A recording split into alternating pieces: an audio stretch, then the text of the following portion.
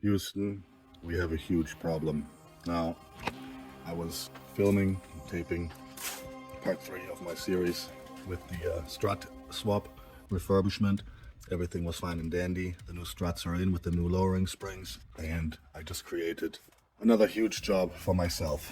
Apart from that, on the last trip, this coolant hose connector broke, but that's nothing really, a small part, nothing serious. I was working along, trying to lower the car, and then I forgot a stand underneath the car when I lowered it, and this happened.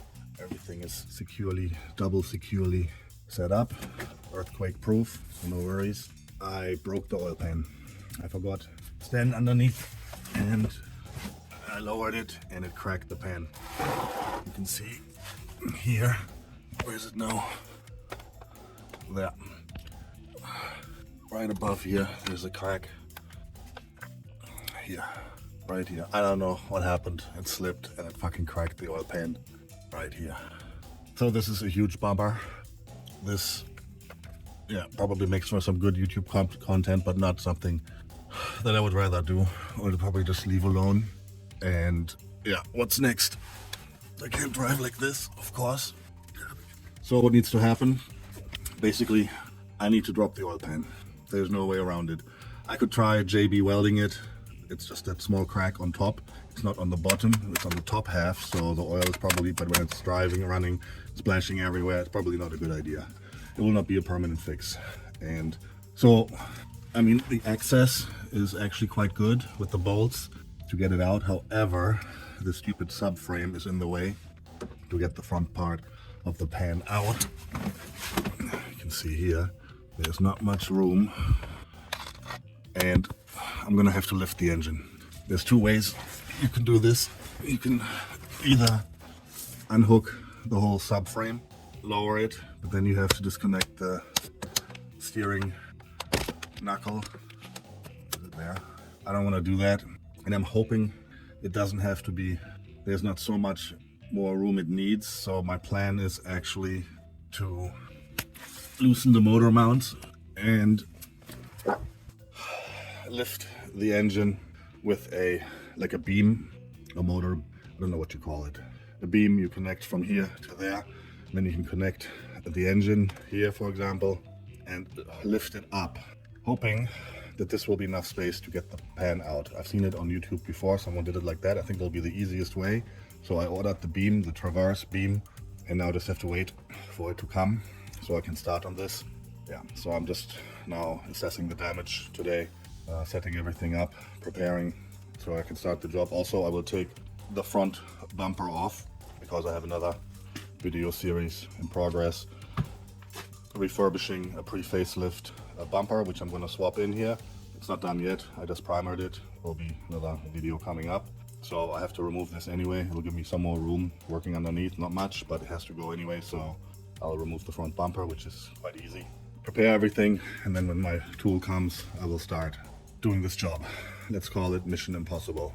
In this setup I have here, no lift, no nothing, basic tools, just in the barn, me and myself, with no power. But yeah, what you gotta do, right? It's to be done. So that's coming up. So first part of the series, removing the oil pan, is I'm getting the front bumper off because I have another bumper I want to put on, so it's gotta go anyway now.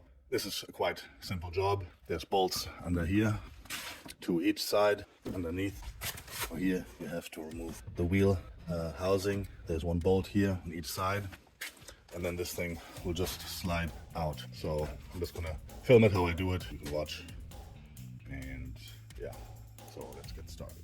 First thing, I'm sorry for the lighting, but I don't have light here, so I have to do it this way. First thing is we gotta remove plastic covers. I'll actually just go here and clip.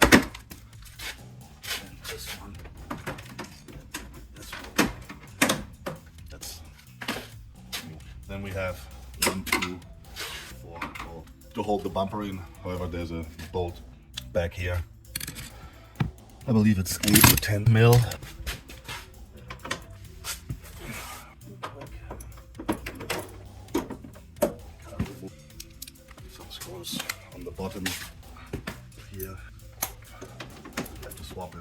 mud flap. That's mud flap.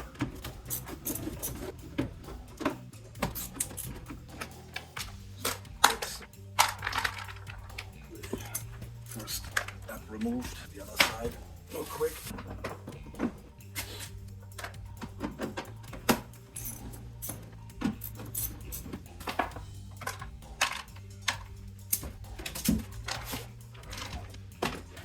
So, 13.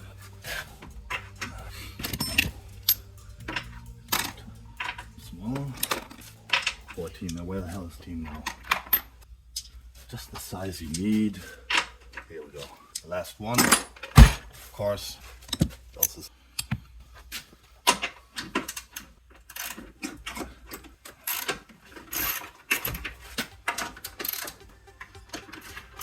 already dropping down.